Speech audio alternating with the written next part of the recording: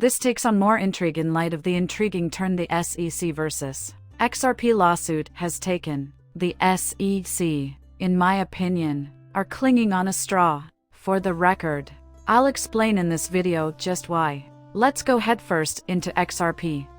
The Coin Lady channel is pleased to have you return. To be updated on everything happening with crypto XRP, make sure to hit the like and subscribe button. The list goes on and on. Now, I'd like to examine the SEC issue in this video, explaining why the rumor that $2 billion was asked from the SEC is so baseless and why I think it will never be paired.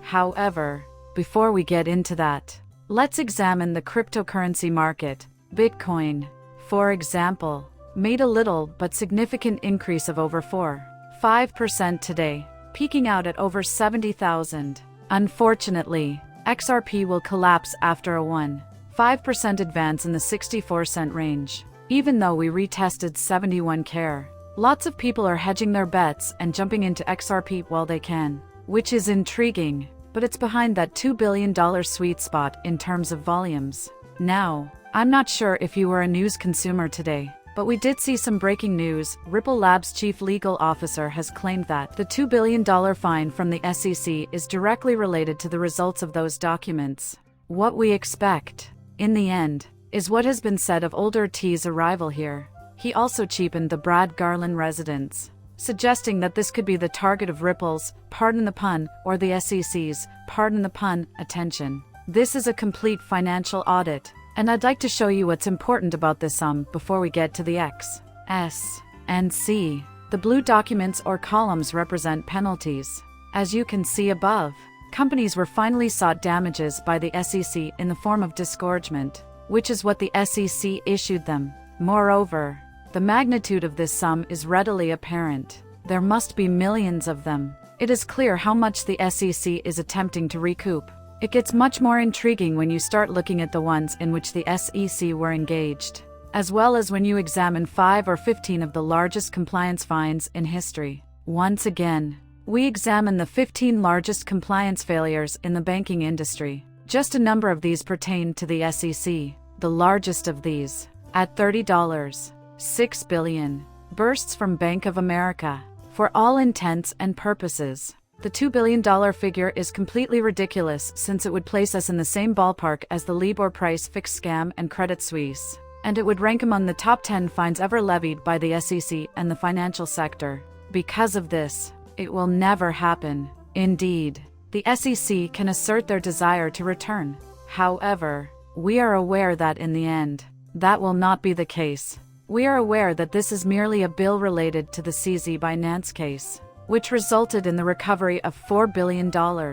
This case is significantly different. Although CZ deserves the utmost respect, he did some things that were wrong and for which he should be held accountable. It's hard not to be bullish on XRP because the SEC is just wildly fluctuating numbers. $2 billion would be a massive top 15 issued fine from the SEC in the history of the financial banking sector, and they're not even done claiming it's the sales of the token.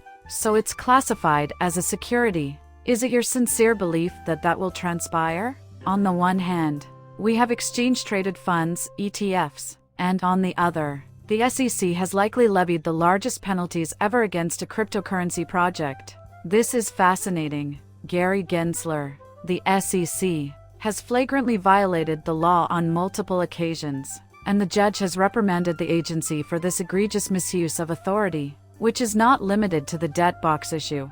Brad Garland House is undoubtedly in a strong position to win this election. Alternately, he mentioned that the SEC lost again and had to withdraw from it since they were found to have used false information and testimony. In addition, he claims that I support doing things that do not adhere strictly to the law.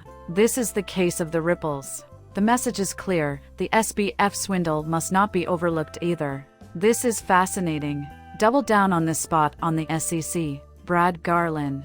I believe XRP is poised to see a number of significant catalysts, and there are a lot of intriguing things to discuss. In my opinion, the price action indicates that we have entered the third green candle. Last but not least, XRP's price may be ready to rise after bouncing off the 50-day exponential moving average and what appears to be an impending bullish MACD cross. Personally, I find the notion that the SEC wants to go after $2 billion to be the most absurd if it does come to light.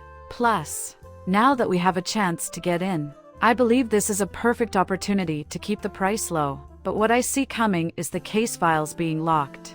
Even that is on the way, and we are aware of it. On my last live stream, we covered that ground, and I was the one who taught us the most. A good idea of what's within will be gleaned from the abundance of information provided.